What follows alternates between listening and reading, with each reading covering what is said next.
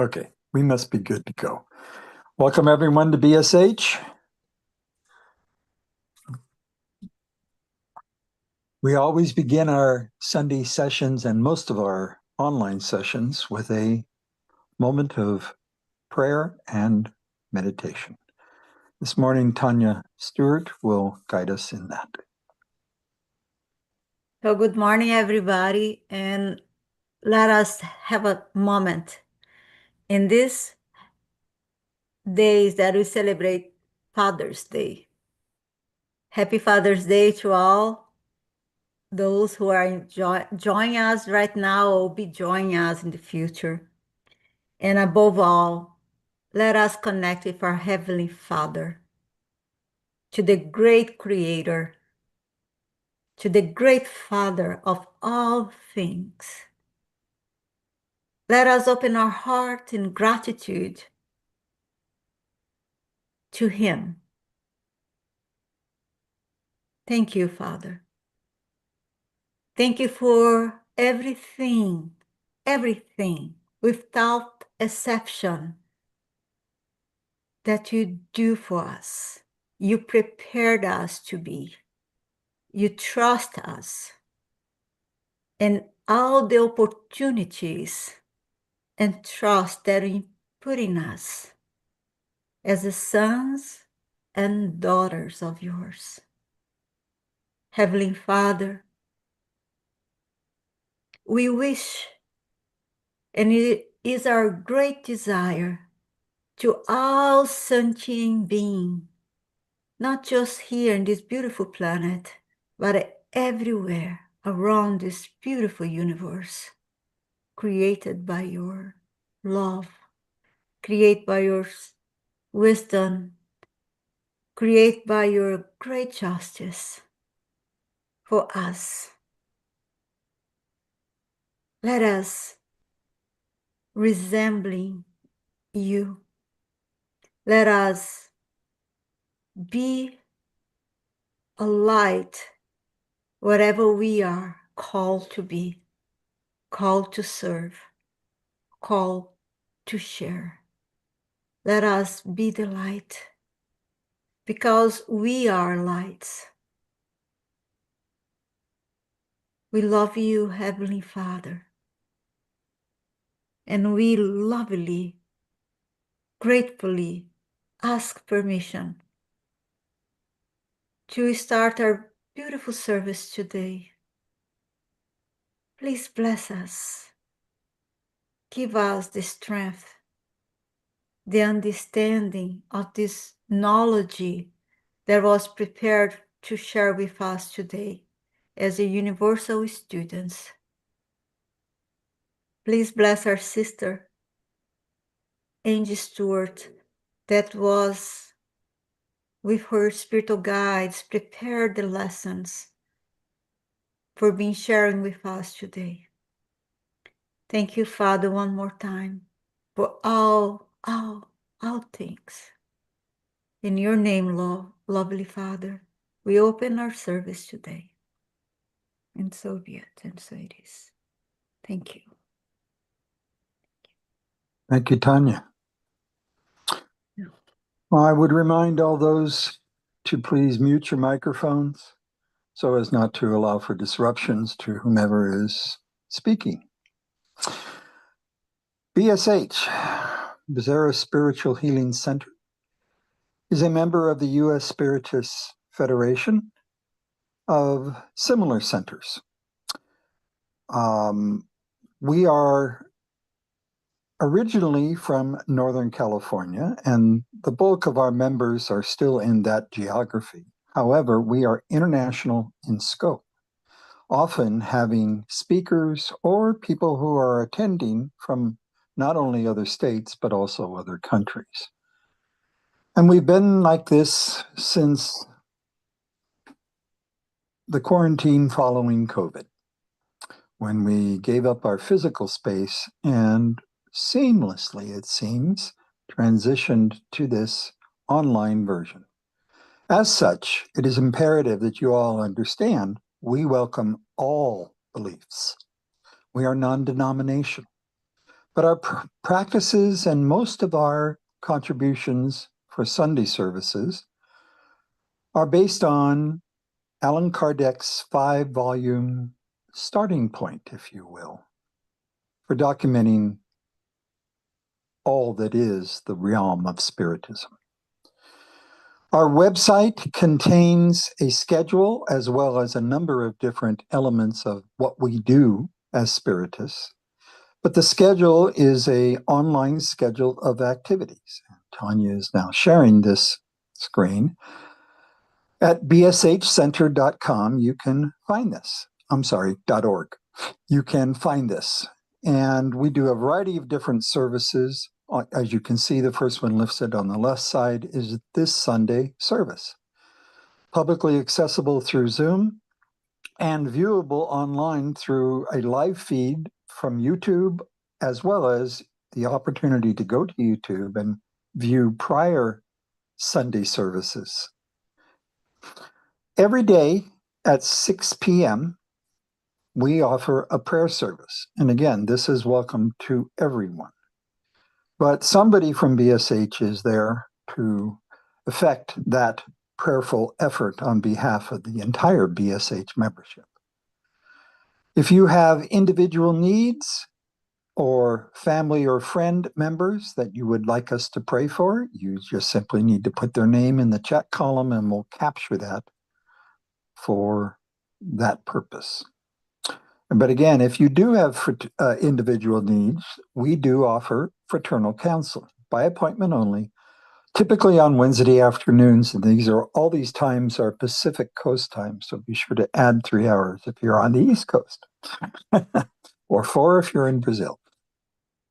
And now we get to the essence of what we really believe are contributory, not so much from a speaker's perspective, but from a group perspective. We study individual books, and on various nights, at various times, following the prayerful service at 6, beginning at 6:30, we will have someone lead a book study. Tonight, for example, we are continuing the study of the messengers. On Tuesday nights, we continue our study begun recently of the Consoler. And on Wednesday nights, we continue one of those 5 core volumes of Kardec information, and we continue the study of the book Heaven and Hell. On Thursday nights, we base our discussions on the book Living Spring. And then we have a mediumship focus that is for selected members only. On Monday nights, it includes both education and, as our center's name implies, spiritual healing efforts. And this is where the names of people being prayed for become very pivotal. Feel free to ask questions at any time in the chat window or by contacting any one of us through the information on the website. On Sundays, we always have a feature speaker, and today is no exception. We have a lifetime spiritist joining us, and just a few little tidbits about this speaker today. Angy Stewart, Angela, is from Brazil, came to New York and started a center in New York, and it still thrives today. And then moved down to Miami. Oh, I'm sorry, she got married along the way to an American, moved down to Miami and started a center down there. And her Brazilian roots came front and center because she now participates with this core of people from her Spiritist Center in a variety of different volunteer activities under various names, etc. But for example, they do things at nursing homes, they have parades, they do a variety of different cultural and international things. And it's just this wonderful charitable heart that makes this speaker today truly unique. I could talk about her praises forever. She's a serious professional attorney for Visa International in the fraud division. That gives you a sense of her education and her command of the English language, which is stunning. Angela, take it from here, please. Wow, stunning. Well, maybe 30 years ago. But thank you so much, Mark, for the beautiful words. Thank you, Tanya, Kiki, for inviting me to do this presentation on Father's Day. So I will start sharing. Oh, before I start sharing, when you, Mark, talked about the parades and you know, we do excursions, we do all kinds of stuff. And what happened is that I opened one Spiritist Center, but then I opened one group just for volunteering and charitable activities. It's called Volunteers of Love. So the center is Mia Inner Light Spiritist Center. Then the other group is Volunteers of Love. I did that because I wanted to invite anyone from any religion or no religion. Because before, when I start saying all these activities from a Spiritist Center, a lot of people say, oh, I don't know what it is. I don't want to participate. And I was like, let me open another entity, and then I will say this is just for volunteering, non-denominational, like you guys. So I opened that one. And then I opened another one called the Grove Adventures. I live in Coconut Grove. And this welcome all my neighbors that live here in Coconut Grove to do activities, all types of activities. And so we do a lot. We do trips and picnics, everything. But the good thing from this is because they are all non-Portuguese speakers. They are non-Brazilians. They live very close to me. And 100% of them don't know Spiritism. So what I do in this group, I organize charitable activities. I organize lectures in the Spiritist Center and study groups, and I invite them. And I always write, this activity is only for the curious minds. And then it's very funny because lots of them, I'm a curious mind. I'm like, that's fantastic. I love curious minds. So this is for you. But unfortunately, the others that are not curious mind, they can't come. And then a lot of people say, oh, I'm a curious mind. And it's funny, but this technique works. So nowadays, Mark was there. We have a lot of people that are never heard of Spiritism, and they are curious minds. So they come and they are learning about the reincarnation, communicability with the spirits, how important is to improve our moral values. So all the important topics from Spiritism. And that's how our little tiny center is spreading Spiritism into the heart of Americans. So, you know, techniques, you have to do whatever you can to spread this beautiful seed. The Brazilians, as Mark always say, Brazilians are so lucky because we have so much. We have amazing mediums like Chico Xavier, Divaldo Franco, as Mark met him in person.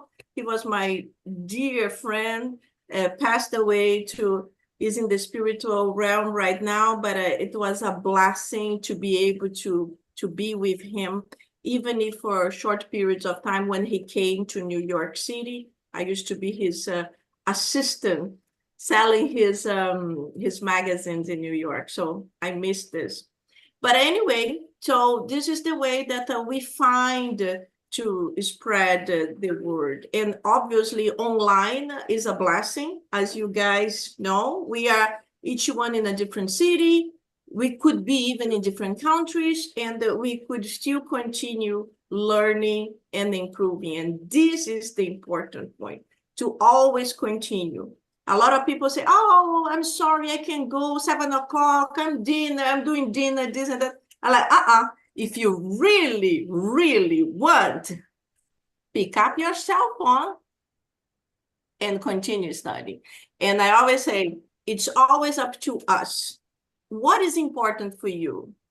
It's, yes, family is important, obviously, but at one time a week for 1 hour, if you can separate this for your moral improvement, helping yourself, but also helping your family, your neighbors, everyone, be careful. So as you guys are doing, I'm super happy. We face all kinds of struggles, but there is always a way.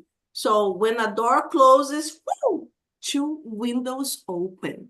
We just need to see the window and go through it. So without further ado, let me share And my... now the windows of the world, not through windows in a computer, is open, no?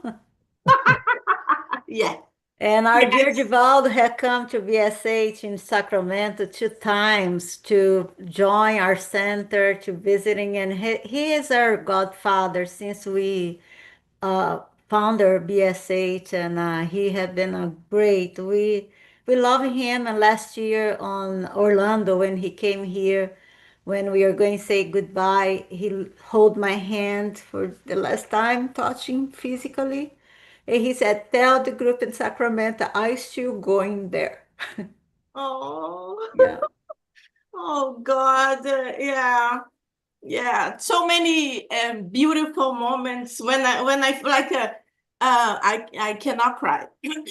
But I remember when I moved to Miami, it passed some time that he could come to Miami, and then I went to see him, but he haven't seen me in New York in a long, long time. And then when I finally reached to him, because in Miami I'm just one of hundreds.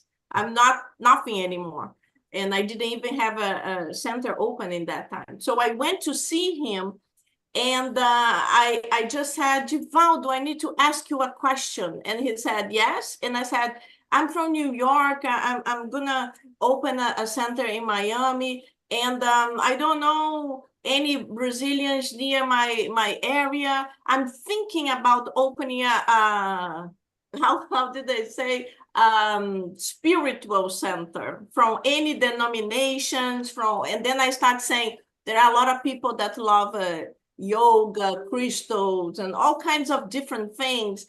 And then he said, my dear, be careful with all these other things. You are alone. You have to be strong. You can focus in the good things and tell them this is all universal law, and that we follow spiritism, and this is the point.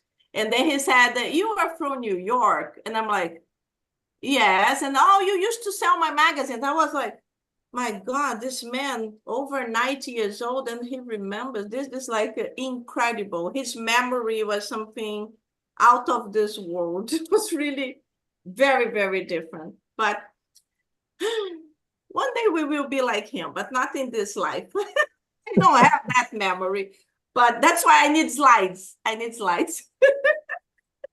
Can you all please just tell me if you see my slides? Yes? Good. Good. Very good. So 124, I will, whenever I have to end, please just let me know because I talk a lot. So we are going to be talking about the detachment, path to self-improvement. Just to look at this picture, you already understood what is a detachment. You know, it's a beautiful bird, but it's in a little gel. And why is there? It's for your happiness. So if your enjoyment is based on something that makes another person not to feel good, we have to be careful. In this case, is an animal, our younger brother, but you have to be careful with it. There are so many things that are much bigger than that. And seeing somebody else happy, doesn't matter how, it is better. So we have to think. So I want to start with this scenario here, because we can be attached to so many different things. And this person, he was attached to anger.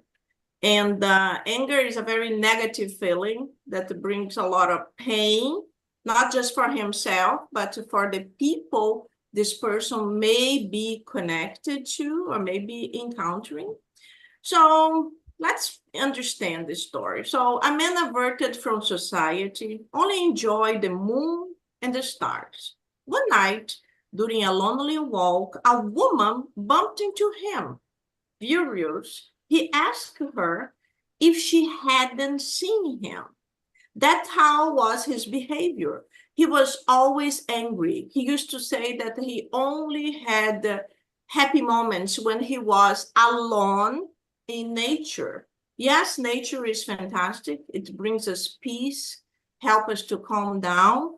But if you need to be alone, away from society, this is a problem. I know society is not the best place in the world. We are all very different. There are so many problems, but we need to learn how to live with it to one day to achieve 100% happiness. Right now, we have to manage it, understanding there are different people that don't accept us, that don't agree with what we say, we think, we do.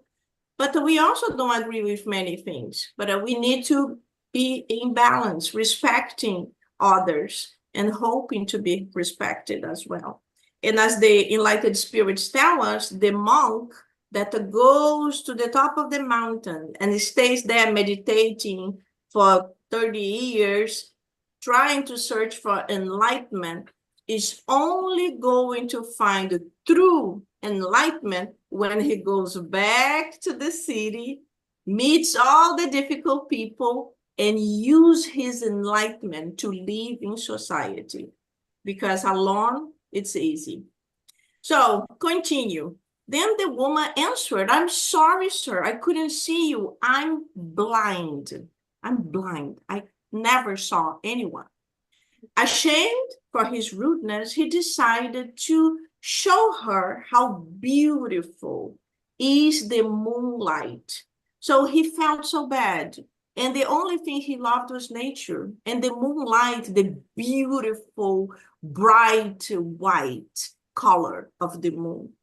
And how to show a moonlight to a person that never saw the light before. So he brought her to his house, and in his house he had a big window. He put her in the living room, opened the window, start looking at the light, and start playing one song, and started describing what he was seeing. So the music starts playing, and we all know his music is very famous. Hopefully you can. I'm not really one for the spotlight, but there is some gravy to be had. Oh my God. Too bad that I have commercials in the moonlight. Let me see if I can, by any chance, stop the commercial and just show you the sound. 1 second. Let me try.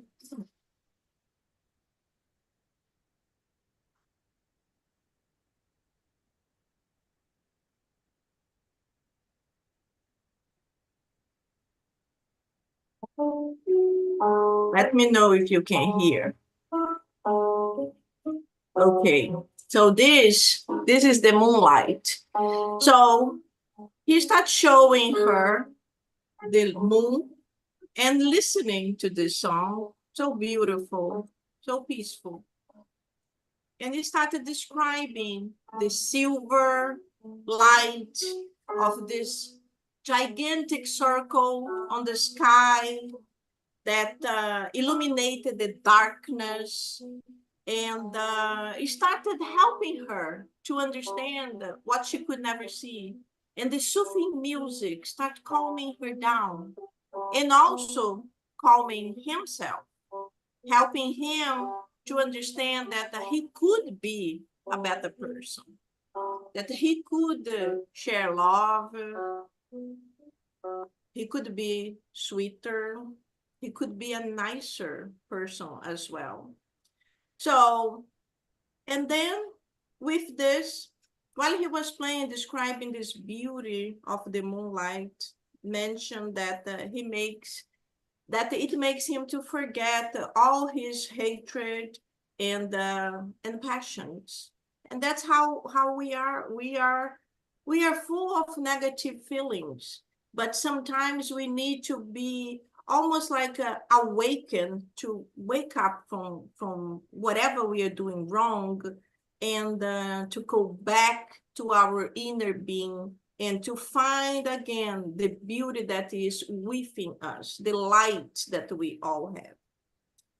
And then, now that we left Beethoven, let's go back to reality. This is Uncle Scrooge McDuck. I don't know if you guys had a childhood like me, but I used to, long time ago, I used to have the little tiny magazines, you know, the kids' little magazines in Brazil. I don't know if in the US you had the same, the little paper. And Duck Donald, this is his uncle, and he was very funny and super rich. And this is one of his pictures. Oh boy, money! I love to dive around it like a porpoise.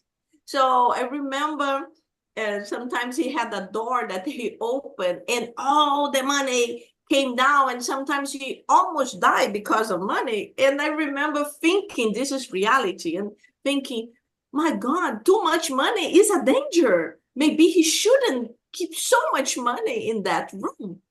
And this is a childhood thinking, but now when we bring to our reality, yes, we have to be careful.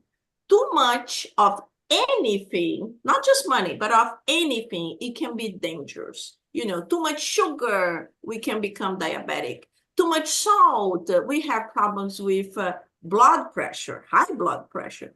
So life is beautiful when you have in balance. So that's why we need to really think about it.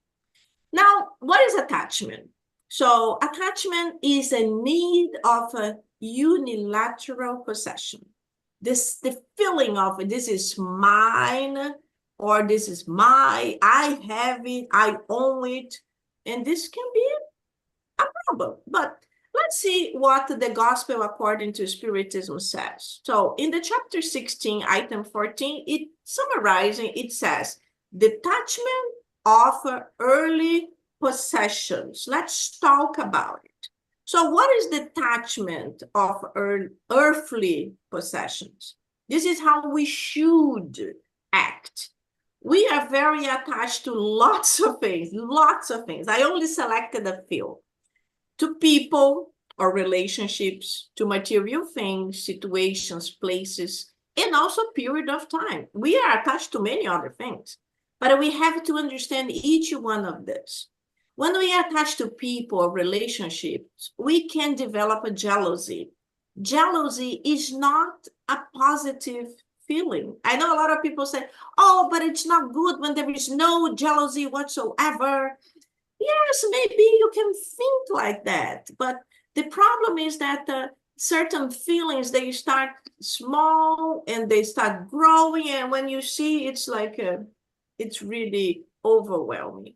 So when you love someone, you trust that person. If the feeling is reciprocal, you don't need to have a jealousy, because you know this person loves me. It can be in a friendship, or even in a loving relationship, in a steady relationship, in a wedding, marriage, who knows? But we need to have balancing everything.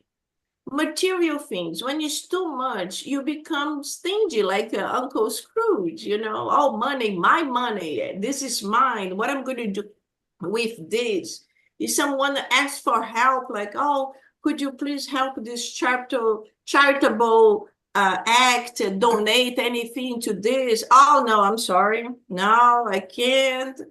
And one thing that it's very funny, sometimes people that are not rich, people that don't have too much, they are more charitable than very rich people.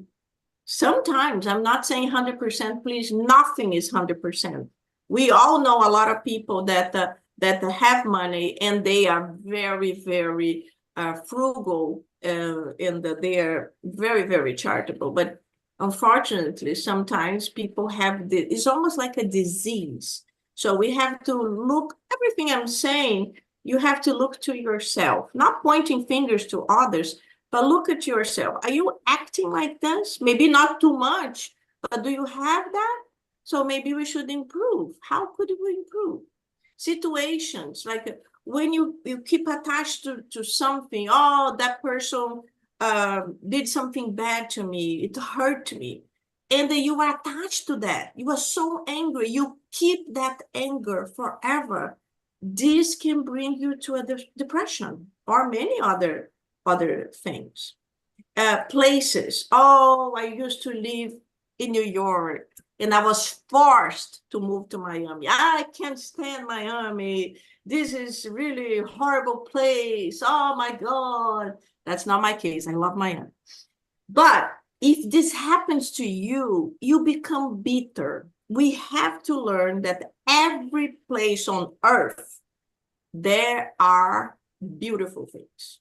Yes, there are beautiful things. And you're going to be thinking, oh, I know a place there is nothing beautiful. Yes, there are beautiful things there. But when we are angry and we are ready, predisposed to something negative, you're not going to see anything beautiful.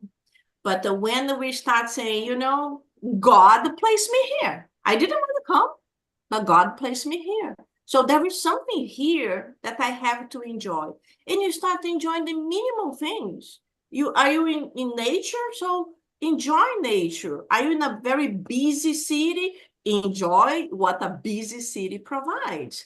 So we are able to see beauty. And then we kill the bitterness. And we start finding happiness wherever we are. And then periods of time. So many things. Imagine you were happy in a married relationship, and then he divorced you, and now you are sad, you are upset. Why? If that person wanted, bye, there will be other opportunities. Or I always say it's better alone than in a bad company. Why would you like to be in a relationship that's not healthy, that's not bringing you happiness? If someone doesn't want to be with you, bye. It's better alone than in that situation. This to anything, not just loving relationships. You can even bring to work. You are in a bad environment. You don't like your job. Your boss is difficult. You are there just because you make money. Sometimes it's better to let go to find true happiness. Because if you stay in a place and it brings you all this animosity, it's not good. And sometimes God makes things to happen that immediately you think, this is horrible. Oh, you were fired. Oh, this is horrible. That's the end of my life. And later on, when the time passes, sometimes months, we don't know how long, you find another job that brings you happiness and you remember the past. And if you let go, you are not sad anymore. You are happy because that past job brought you sadness, but that big problem had to happen to you find a new happiness. So these are all items for us to think. What is happening to us? Can we change? And now we jump into the Spirit's book and the law of a preservation. There are many items here. I just took a few and I did a big summary, okay? The explanations are huge. I just summarized. So question 712, why has God attached an attraction to enjoyment of material things? To excite man to the accomplishment of his mission and to try him by temptation. So we get excited with things. And that's the way we go, we work to have it, to do certain things, to have it. Everything in life is balanced. It's actually good to be attracted, but as I mentioned before, too much of anything is not good. 713, has nature marked out the proper limits of corporeal satisfaction? Yes, limits that coincide with your needs and your well-being. Like sugar. We all can have sugar. We all can have the delicious chocolate brigadeiro. But if you have a chocolate brigadeiro every day and a lot, then you cross the limits of your own health. And then we see this picture here. Look at these ladies. Let's hope this picture was taken at Christmas time, and these ladies have a lot of kids to gift. A lot. Children, nephews, neighbors. Let's hope, because if it's only one child, they are crossing the limit. So, 714.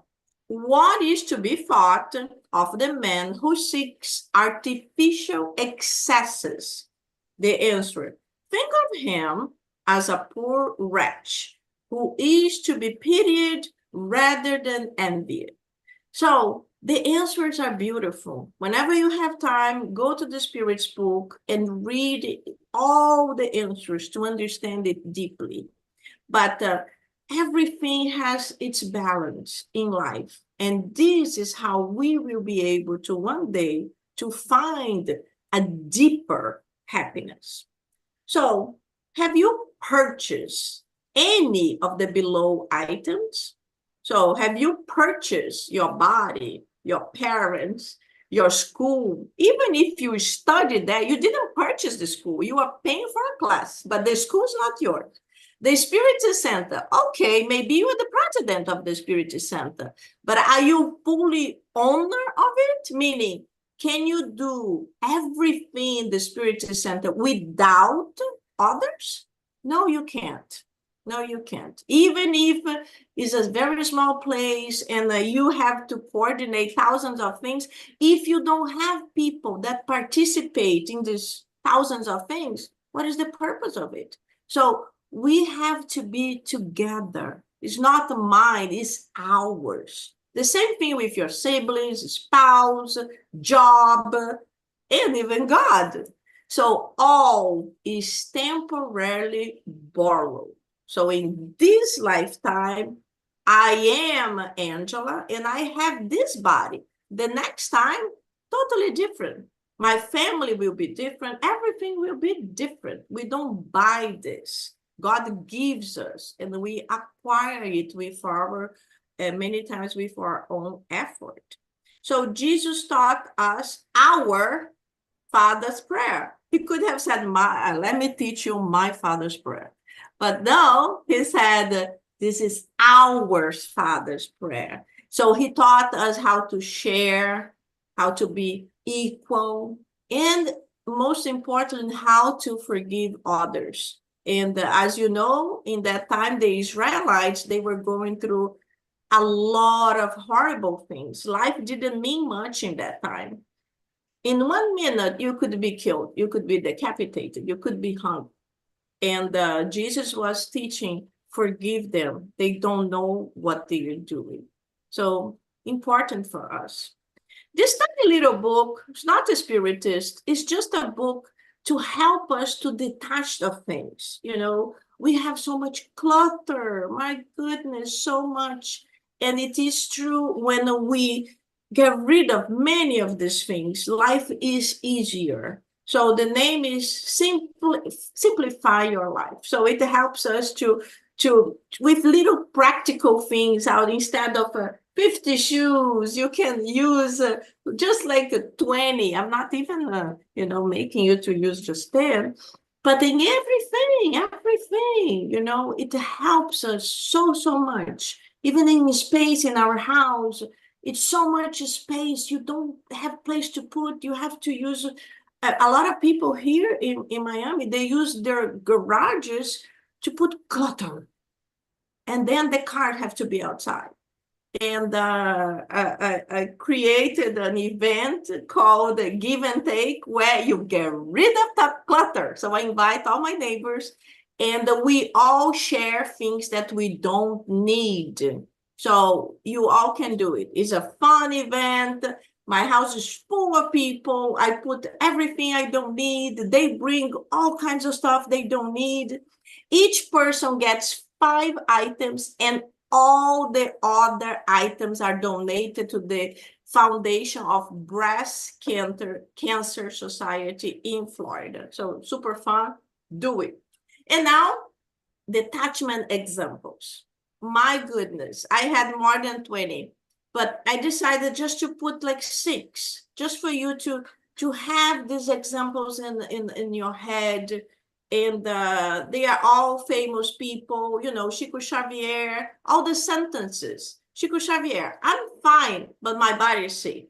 Sister Dulce from Brazil, Salvador, 30% of lung capacity, never stopped working. Her mind was stronger than her body.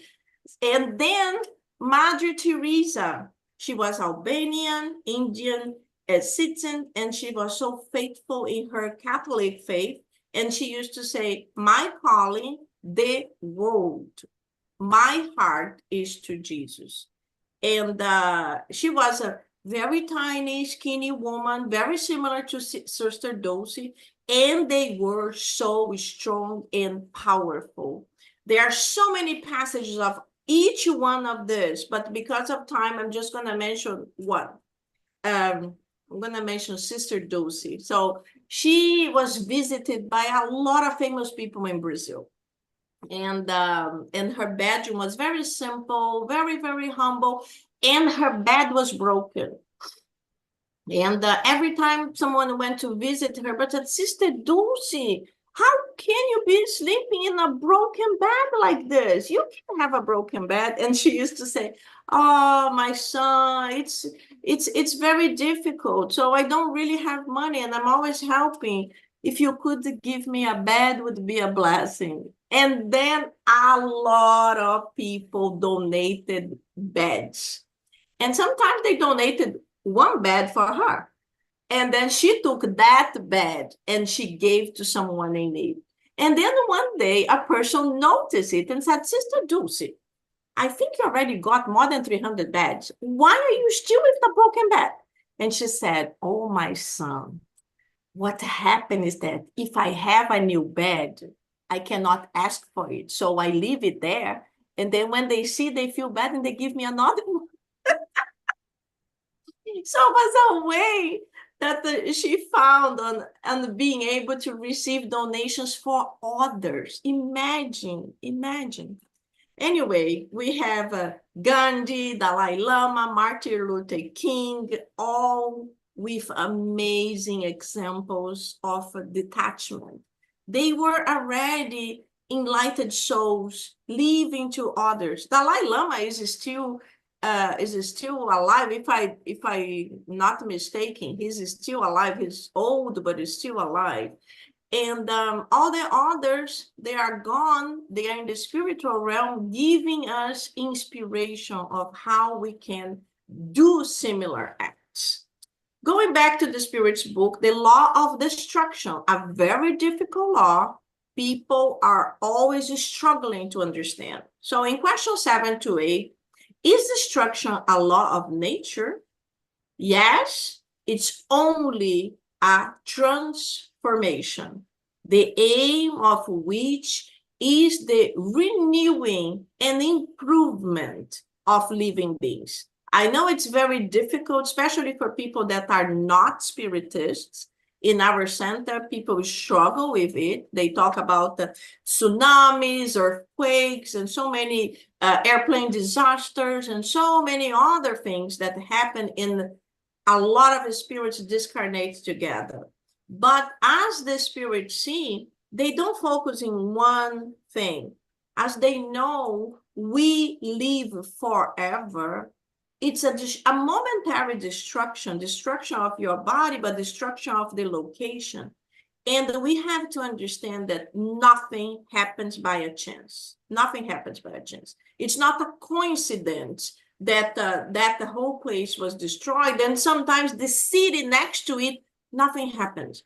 We don't know. We don't know why, but we know there is a meaning that the God and Jesus, who is the governor of planet Earth, is observing everything, and it's paying attention in everything, and the enlightened spirits who protect this place and who protect us. If it's not our time to go, something will change. Just to give one example,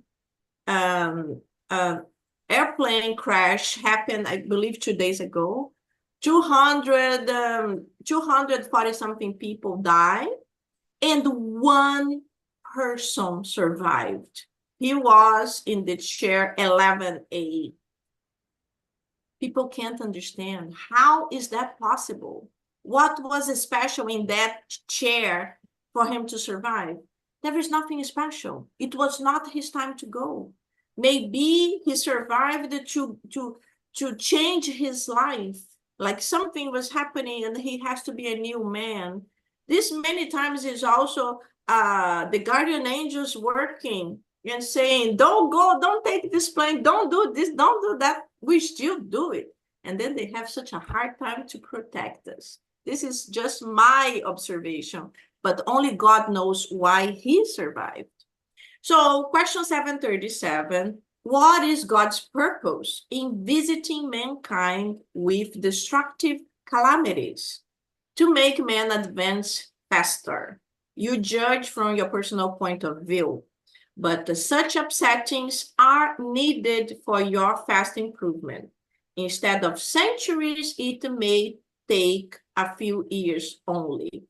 We know that when calamities like that happen, people from all over the world get together to help. So we stop thinking about ourselves and we start thinking about others. Okay, my life is difficult, but their life is worse. So let's help. And also the people who are in that situation, living that, they are not going to be thinking about any other things. They are going to be thinking about survival, reconstruction of the place. That may take many, many years, but for those years, they are going to stop like thinking about a bitter hatred against the neighbor, against this and that, because now they are all need to survive. So it's a change. The spirits also mention miasmas in certain locations, that certain locations that are too connected with some bad behaviors. The spirits reincarnated, they keep doing the same thing they have done for few incarnations. And then when this happens, it totally changes. So in 799, how can Spiritism contribute to progress? By destroying materialism. This is important. Materialism is destroyed. The things are not important anymore. Like at this moment, the people are more important than their houses or their cars. So the future life being no longer veiled by a doubt. Men will understand that their future happiness is based on the present actions. By destroying prejudices, it teaches men the large solidarity. Then one day, unite them as brothers and sisters. So that's it. You know, now if something like this happens, they are all brothers and sisters, and they have to learn how to help themselves. And the Spiritism helps us to remember, because we know, remember, this body dies, but the spirit lives, and many times in a better situation. And at this moment, my mother called to say that my uncle is extremely sick and is dying, and they are all desperate. They are all super sad. It is difficult. It is super sad. I understand. But the condition he has been living through months and months and months is so sad. It's so painful that to let him go is better. He's sick right now. the doctors already said there is no hope. But in the spiritual realm, there will be hope. He will recover. He will have a brand new body, and he will be happy again without all these pains and aches that the physical body gives to us. So many times we need to let it go. Life will continue, just in a different way, now in the spiritual realm. And most of all, one day we will all meet again. The love connects us. So this is another example of a Tibetan monk. And this is a real story. So let me just make it very small. So wrongly accused of impregnating a woman, he was left with the child. He never complained, but loved the child. Can you imagine this? He didn't impregnate the lady, but he accepted without complaint to take care of the child. Years later, the real father appeared. Then the family took the child back. He accepted it, unaltered, whatever the destiny offered him. My goodness, I have to say that when I read all the details of this story, I was just like, I can't believe it. It's like, first he was accused, then he took care. The kid was like 3 years old. They came and said, oh, I'm so sorry, this was a mistake, but give the kid, it's not your kid, give the kid back. And he was like, okay. I'm like, you have to be really enlightened to just say, oh, I mean, not that level. I'm not that level. I would be really like, what? Nah, nah, nah. But this is for you to see. I am a speaker, but many times it's difficult for us to put in practice what we teach. So the teachings are for each one of you. It's very good for the speakers because we study so hard and we remember, I need to put this in practice. I need to put this in practice. I need to put this in practice. But only when we live through that, we can see it's really possible. And now let's talk about Socrates, this super enlightened being that came to earth, was one of the missionaries of Jesus. And there's a lot of information about him in the Gospel according to Spiritism. Please read it so you will know more. But in this story, the Oracle of Delphi said to Socrates and to the whole city, you are the wisest man of Greece. And then Socrates said, one thing I know is that I know nothing. Imagine, he was very humble, but he was super intelligent. So when she said that to him, he was like, let me figure out who are the really intelligent men of the city. And he started a huge research, interviewing a lot of people from different aspects, and it was very hard for him to find a really wise person. Very, very interesting. You have to go through it. But anyway, so there were a lot of accusations against him. Corruption of the youth, because he was a teacher. He was the professor of all the youth from the city. And the impiety to the state. Why impiety? Because he was always using arguments against the state, explaining how the state was taking advantage of people, who poor people with struggles, the state don't help, and many other things. So the youth start like, yes, we need to do something to improve this. But then they start, we need to do something against the government. Wasn't exactly what Socrates wanted. He didn't want something against the government. He wanted to be improved, to do better.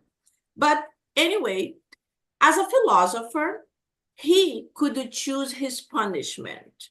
And when the government came and said, you were doing wrong, you have to be punished. But because you are a philosopher, it was a very high rank in society in that time, you can choose what is your punishment. But as Socrates is very different, he thought, I didn't do anything wrong. Why should I be punished? So he called his student and he told him, buy a rooster and donate to the temple. And this was like a joke that was not well accepted by the whole group, and they got furious. So his accusers decided to give him a new trial, now a real trial. And this resulted from his death to poison, the cicuta, or hemlock in English. And then his wife Shanti was crying and said, death, such an unjust sentence, it's terrible. And Socrates said, of course, woman, would you like it to be a just one? I'm like, oh my God, imagine how hard it was to be married to Socrates with all his questioning. Socrates is the one that he discussed with you, asking questions. He never answered you. When you give him an answer, he questioned why, and then you say, because ABC, and then he said, but ABC couldn't be used as CDE, and you were like, no, and why? And so was a way, it's very difficult. My son is more or less like Socrates. Every time I tell him to do something, he questions and questions and questions, drives me totally insane. But then when it ends, I realize that, yes, I have to think better about certain things. And that's how Socrates was, but it's not easy to go through it. So Angy, to pay the guards, sorry? Angy, 5 to 10 minutes. Oh, 10 minutes. Okay. Okay. So the paid guards opened the doors to Socrates to leave, but he decided not to go because he couldn't escape from himself and he couldn't stop telling the truth. And here we have another beautiful medium from Brazil, from Rio. He's a young professor in Niterói. And he was the head of the manifestations in his university for better salaries. He was a professor there. And when in the heat of the manifestation, everybody is there, he saw Camilo, and Camilo asked him, why are you complaining? God gave you voice to use with a different purpose. In your past life, you did not work. So this time you will, and for a very little pay. So what I'm saying is that the manifestations, they are important, they are good, but in the case of Raul, his job, his mission was really to struggle, because previously he received so much and he didn't do it. So in this time would be different. Here we see Divaldo and Raul, wonderful Brazilian mediums that really, really, really touched my heart with their hundreds and hundreds of books. And what are the consequences of our actions? You know, we do things, later we reflect, we get so upset, and it's difficult, but these are what happens. We are being hurt, and then we don't forgive, then we feel guilty. We hurt others, we rationalize in the error, rationalize and say, I'm right, I did right hurting that person. And then we feel guilty. Not helping others, then we feel remorse. So these are actions that we do, and then later on brings consequences for ourselves. So we need to think about, we need to change our actions so we improve and we feel better in an easier way without so much pain. And here we have this paradisiacal picture. Look at this beauty. It can be anywhere. If you don't have a beach, you have a mountain, whatever, it's beautiful. The thing is, most of the time when we are in nature, we calm down. We don't need to be the monk living in 1 year or 30 years in the mountain by himself, reflecting on self-improvement. But when we are going through a bad time, we can even go to a park, to a garden, remove our shoes, feel the grass or touches the snow, play with whatever you have, go to the ocean, and then use those times to relax, to calm down, to distress. And then things will be better. And how can we detach? So many things. Live with less, focus on what matters. We all commit mistakes. Don't judge others. Practice charity. Everything is temporary in life, and love more. If we love more, if we love ourselves, we love others, life will be better. So here, to finalize, is a beautiful story of Sir Nicholas Winton. He was a 28-year-old British broker, and he saved 700 children. So the video is very, very short. I'm gonna pass to you guys to see. Just see if you can. Hopefully, you can see. He was a modest sort of hero, 105 when the Czech Republic awarded him its highest honour last year, watched by some of those he'd helped to save. He'd been 92 when Britain knighted him, but he was just 28, a stockbroker planning a skiing holiday when a friend suggested he go to Prague. The Nazis had invaded Czechoslovakia. The capital was full of refugees. Nicholas Winton helped organise trains to take Jewish children to safety, the Kindertransport they were called, and found them homes in Britain. Somebody wrote and said they wanted a girl of 7. We sent them a picture of 7 girls of about 7 and said, choose one. Not the kind of way one would normally transact human, but it worked very well. It was quick. Suzanne Medas was one of those he saved. She reached London 76 years ago today. Her rescuer has been called the British Schindler. There's no comparison between Oskar Schindler, who, albeit saved some Jews because he employed them in his factory, but he also made money out of them. Let's face it, that's the truth. Nicholas Winton had no ulterior motive.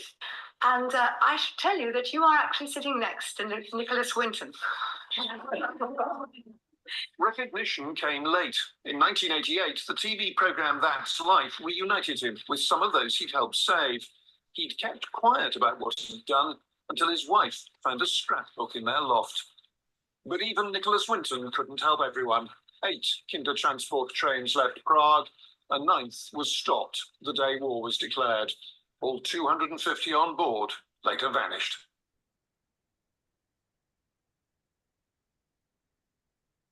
Yes, my friends, that's it.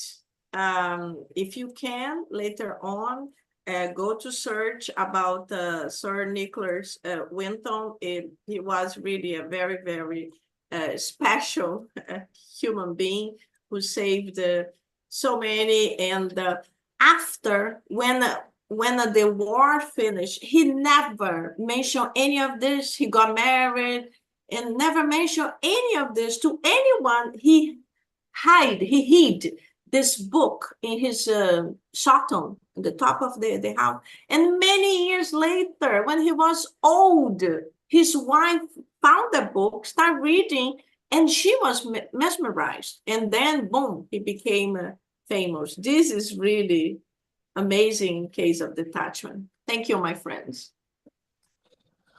Wow. Awesome way to end. I've watched that video. Thank you, Angela. Fantastic presentation. We will now take a 4-minute break and come back just before 11:15, and we'll resume our meeting. So this is an opportunity for you to hit the bathroom and grab your